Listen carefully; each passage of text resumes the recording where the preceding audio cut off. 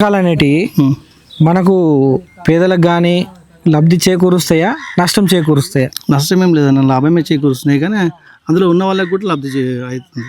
ఉమ్, ఇంతకుముందు ఏంటంటే వందల ఎకరాలు ఉన్న వాళ్ళకి కూడా రైతు బంధు ఇచ్చిండు. ఉమ్, ఇప్పుడు అలా కాదు, స్కీమ్ తగ్గించి అది చేస్తుండు కదా. ఉమ్, 10 ఎకరాలు 15 ఎకరాలకు ఇస్తుండు.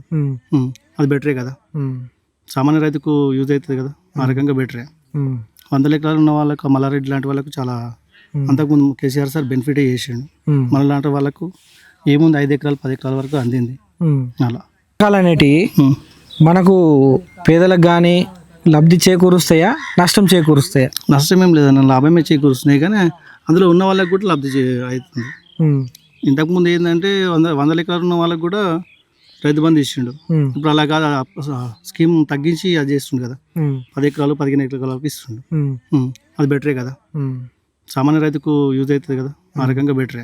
ఉమ్, 100 ఎకరాలు ఉన్న వాళ్ళకు, మల్లారెడ్డి లాంటి వాళ్ళకు చాలా అంతకుముందు కేసీఆర్ సార్ బెనిఫిటే చేసిండు. ఉమ్, మన లాంటి వాళ్ళకు ఏముంది 5 ఎకరాలు 10 ఎకరాల వరకు అందింది. ఉమ్. అలా.